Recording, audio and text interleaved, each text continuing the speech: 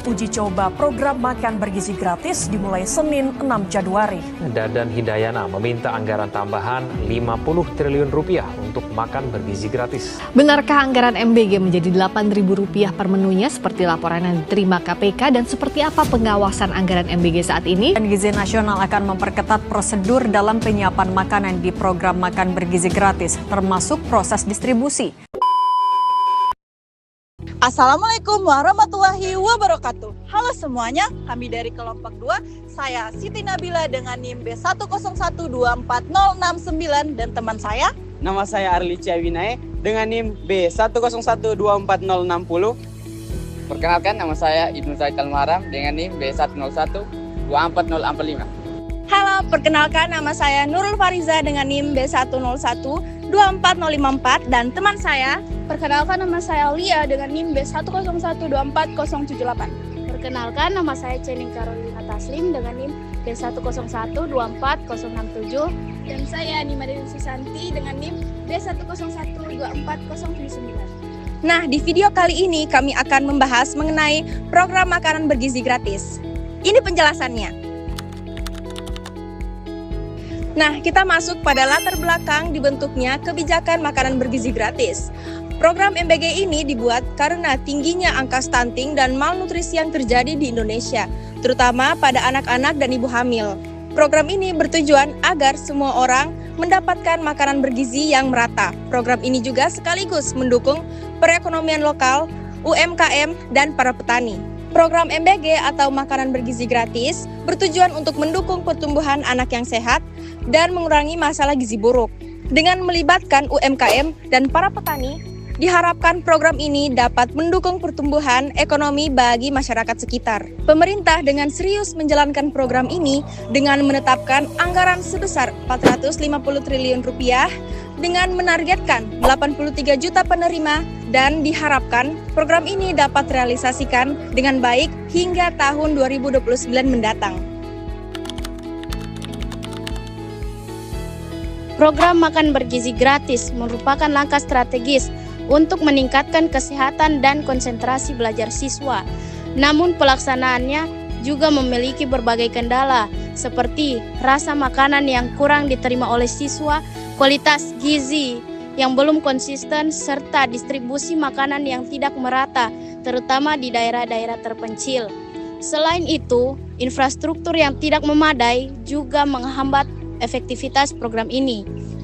Untuk mengatasi hal ini, diperlukan partisipasi aktif masyarakat, pengawasan ketat dari pihak sekolah dan pemerintah, serta perbaikan logistik agar distribusi berjalan lebih lancar dan efisien. Pada slide ini, saya akan membahas tentang ketimpangan gizi. Kebijakan makanan bergizi gratis ini mempunyai potensi besar untuk mengurangi ketimpangan gizi, terutama bagi anak-anak dari keluarga yang kurang mampu. Dengan memberikan akses yang sama terhadap makanan sehat, program ini memberikan jaminan gizi minimum bagi seluruh siswa. Namun, terdapat catatan penting. Jika distribusi tidak tepat sasaran dan makanan buruk, maka kemungkinan ketimpangan itu bisa saja bertahan, tidak berkurang. Nah, dalam program MBG ini ada beberapa tantangan yang dihadapi.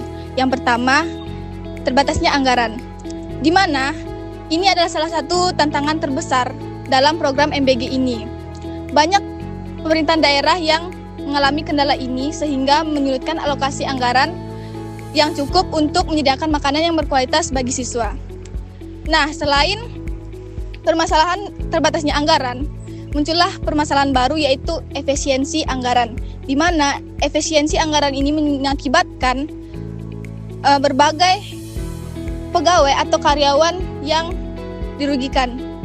Nah, yang kedua yaitu sulitnya distribusi.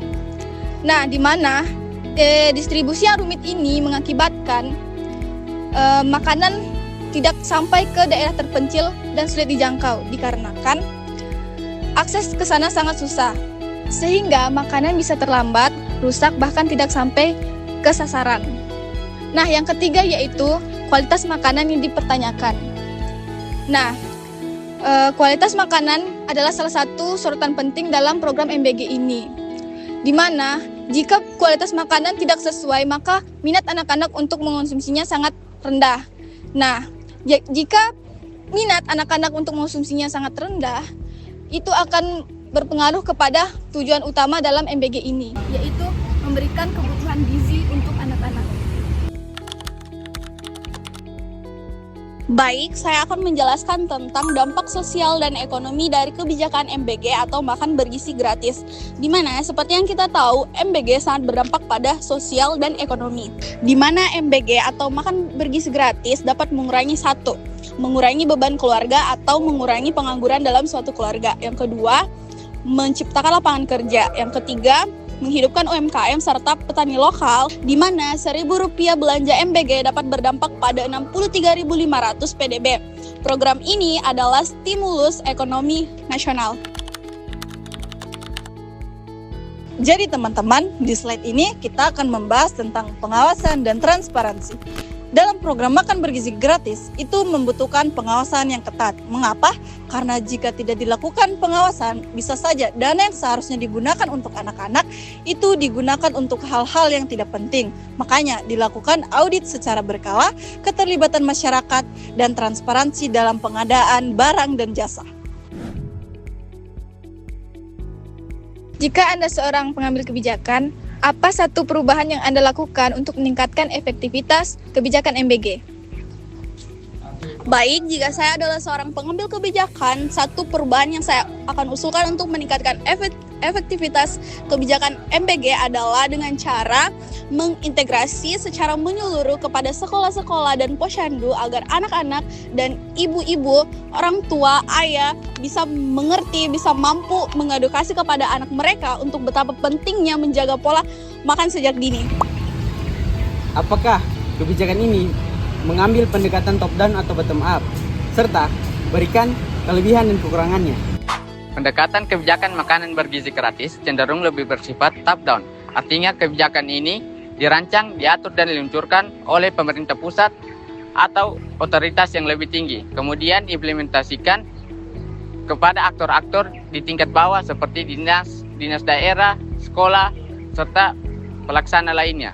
Kemudian ada kelebihan dari pendekatan ini, yaitu cepat dan terkoordinasi, pendanaan dan dukungan yang jelas. Kemudian ada kekurangannya, yaitu kurangnya konteks lokal serta minimnya partisipasi dari masyarakat. Sekian penjelasan materi mengenai kebijakan makanan bergizi gratis dari kami. Kami ucapkan terima kasih dan wassalamualaikum warahmatullahi wabarakatuh.